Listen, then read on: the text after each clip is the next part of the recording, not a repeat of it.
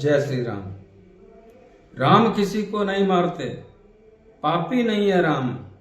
मनुष्य अपने आप ही मर जाता है कर कर खोटे काम। दोस्तों, इस बार 400 पार। मोदी जी को कौन देगा वोट, बीजेपी को कौन देगा वोट और क्यों देगा, इसी पे चर्चा करने के लिए आपके समक्ष हाजिर हुआ हूं। दोस्तों, एक दिन में कोई भी मिशन, कोई भी काम नहीं हो सकता। किसी भी काम को करने के लिए बहुत लंबा समय लगता है। मैं मानता हूं कि यह युग मीडिया का है और मीडिया के आधार पे जल्दी प्रतिष्ठा, प्रसिद्धि सब कुछ पाया जा सकता है। लेकिन जो पहले के जमाने में किसी भी काम को करने में, जड़ें मजबूत करने में, पूरे भारतवर्ष में फैलने में बहुत लंबा समय लगता था, जहां 40 समय लगते, तो इस युग में भी कम से कम 10-15 साल में तो लोग अपनी पहचान ही बना पाते हैं। तो ठीक इसी प्रकार भारतीय जनता पार्टी का वर्चस्व भारत में नहीं था। केवल और केवल कांग्रेस का बहुत बड़ा नाम था। Bharatiya Janata party second party के रूप में उभरी थी। लेकिन कुछ ऐसा भी समय आया जिसके कारण भारतीय जनता पार्टी बहुत दबाव के नीचे दब गई। लेकिन 1980 के बाद में एक ऐसा संगठन था जिसका नाम है आरएसएस। आरएसएस के संगठन ने इस तरीके से काम किया, इस तरीके से काम करके आम आदमी से जुड़ने का प्रयास किया और अपने कार्यकर्ताओं को पूरे भारतवर्ष में आम आदमी को जोड़ने का एक काम दिया, जिसके कारण 1980 के बाद में भारतीय जनता पार्टी की एक इस तरीके से पहचान बनी और धीरे धीरे पहचान के कारण एक अटल बिहारी वाजपेयी जी का भी शासन आया। अटल बिहारी वाजपेयी बेहद सीधे और सरल इंसान थे। आदरणीय वाजपेयी जी को जिस प्रकार से लोगों ने छल करके या छल की राजनीति करके सत्ता से दूर करने का काम किया, क्योंकि वो भगवान राम के तरीके की राजनीति करते थे।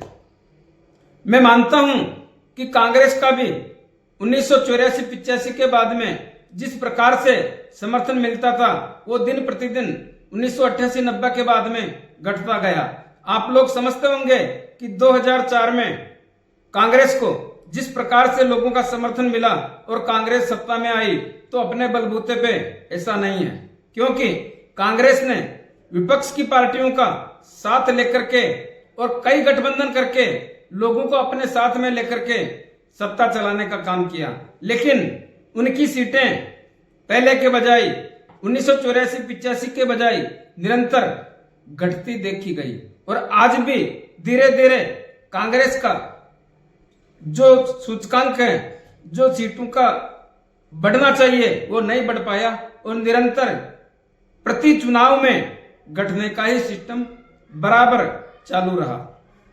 इसी दौरान आपने देखा होगा कि कांग्रेस पार्टी ऐसा क्यों हुआ, क्योंकि कांग्रेस पार्टी एक परिवार के द्वारा संचालित की गई और परिवार के लोगों ने एक अहम के भरोसे एक ऐसा नशा, ऐसा मद, जिसके कारण जो चाहते वो करते, किसी और का ना तो सलाह करना, ना ज्ञान लेना, और जो अपने पास है वो सब पे लागू करना।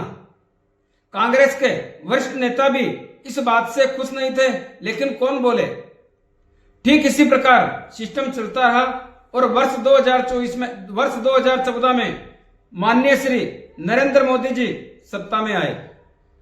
मोदी जी जब 2014 में सत्ता में आए, तब जिस प्रकार से मोदी जी को या भारतीय जनता पार्टी को वोट मिले, उन वोटों का प्रतिशत जो भी रहा अच्छा रहा। लेकिन जिस प्रकार से मोदी जी ने काम किया या मोदी जी को 2014 में वोटों का प्रतिशत मिला, वो ऐसा क्यों कि मोदी जी को इतने वोट मिले, इसका कई कारण है और इस चुनाव में भी आपको वो कारण देखने को मिलेगा। 2014 से ज्यादा 2019 में भारतीय जनता पार्टी को मिलने वाले वोटों के प्रतिशत ज्यादा थे और 2023 में उससे भी ज्यादा होंगे। ऐसा क्यों?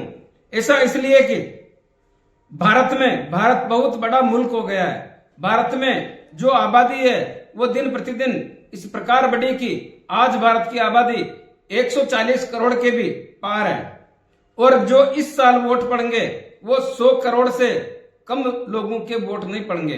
इतने लोग वोट के देने वाले होंगे। जरूरी नहीं है कि सब लोग वोट दें, लेकिन वोटों की संख्या लगभग 100 करोड़ से कम नहीं होगी।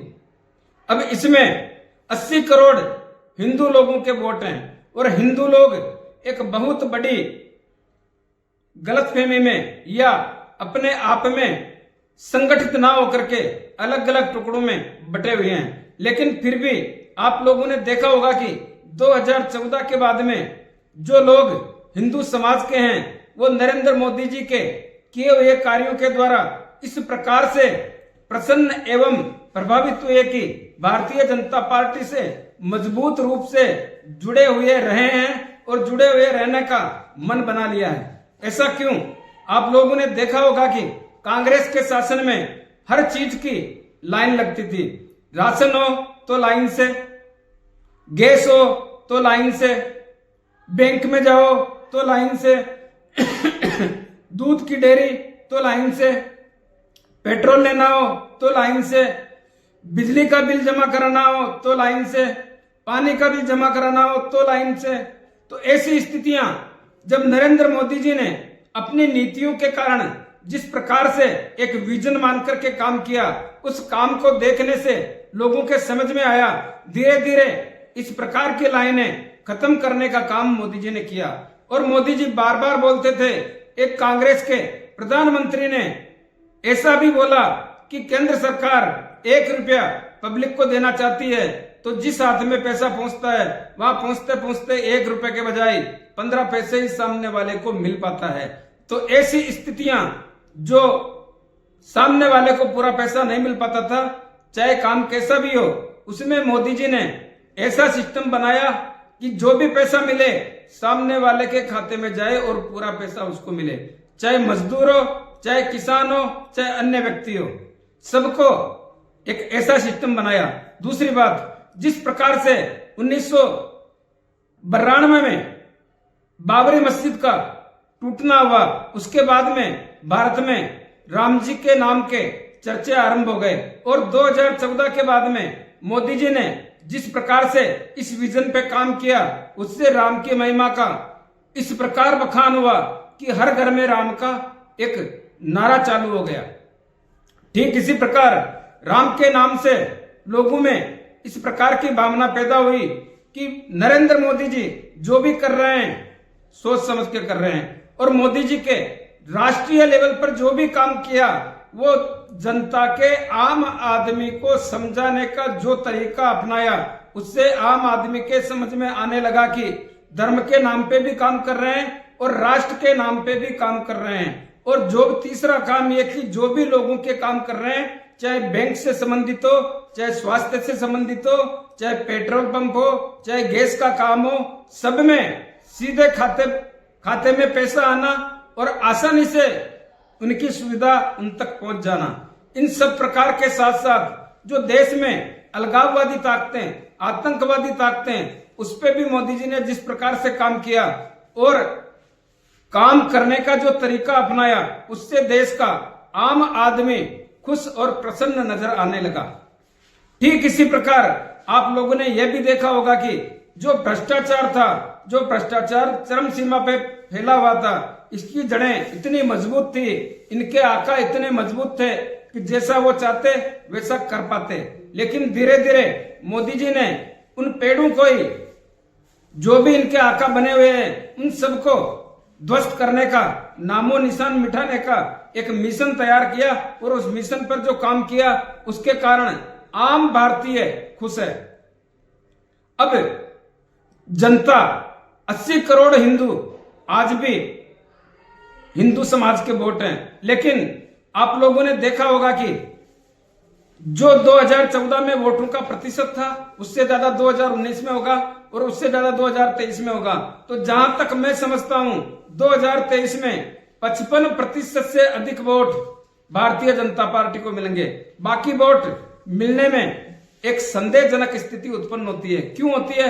क्योंकि बहुत सारे लोग अलग अलग राज्यों में अलग अलग पार्टियों से जुड़े हुए हैं और उनके दिमाग में उन पार्टियों से कहीं न कहीं लगाव जैसी स्थितियां बनी हुई है। चाहे पश्चिमी बंगाल ले लो, चाहे उत्तर प्रदेश ले लो, चाहे महाराष्ट्र ले लो, चाहे गुजरात ले लो, ऐसा बहुत से राज्यों में, दक्षिण भारत में भी ऐसी स्थितियां आपको देखने को मिलेगी।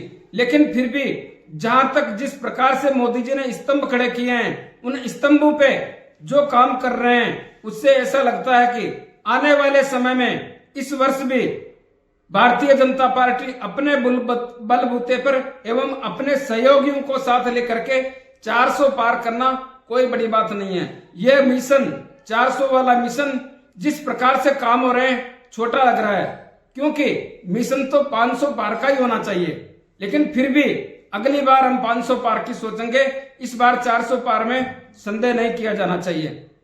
तो दोस्तों, मैं ये कहना चाहता हूं कि आम भारतीय को जिस प्रकार से मोदी जी आपके लिए काम कर रहे हैं, जिस प्रकार से भारतीय जनता पार्टी आपके हितों की रक्षा कर रहे हैं, अगर आपको इस भारत में सुरक्षित रहना है, अपनी कमाई को सुरक्षित रखना है, अपने मकान को, अपनी जायदाद को सुरक्षित रखना है, अपने परिवार को, अपनी बहन बेटी को सुरक्षित रखना है, अपनी संतान को व्यापार कारोबार या नौकरी कराना है, कुल मिलाकर के आप अपने आप को सुरक्षित रखना चाहते हैं, तो भारतीय जनता पार्टी को वोट दीजिए। और मैं चैलेंज से कहता हूं कि अगर थोड़ा सा भी आप लोग मोदी जी का साथ देते हैं, तो आने वाले 30-40 साल तक भारतीय जनता पार्टी का मुकाबला करने वाला कोई दूसरी पार्टी में माई का लाल पैदा नहीं हुआ। जिस प्रकार से अन्य पार्टियां गठबंधन करके एक छत के नीचे जाके बैठ जाते हैं, वहां बैठने से कुछ नहीं होने वाला है, क्योंकि कोई बंगाल का है तो कोई बिहार का है, तो कोई महाराष्ट्र का है, तो कोई दक्षिण भारत का है। वो सब अपनी अपनी ताल बजाने आते हैं। किसी के मन में कोई ऐसी बात नहीं है कि सब मिलकर के एक संगठन का रूप धारण करके एक पॉइंट पे बात कर सके। किसी को किसी बात से मतलब नहीं है, और आपने ये देखा होगा कि इन लोगों ने ऐसा ही किया। तो अभी भी मैं यही कह रहा हूं कि अगर आप थोड़ा सा भी साथ देते हैं, तो मोदी जी आपको हर चीज से, चाहे आपके लिए हो, चाहे देश के लिए हो, चाहे समाज के लिए हो, सबके लिए आपके हितों की रक्षा करेंगे। मैं अभी भी यही कहना चाहूंगा कि चुनाव की घोषणा हो चुकी है, मतदान की तारीख की घोषणा हो चुकी है। सोच समझ करके मतदान करें, अपने आप का, अपने बच्चों का, आपके भविष्य का, भारत के भविष्य का, सबका ध्यान रख करके मतदान करें। जय श्री राम।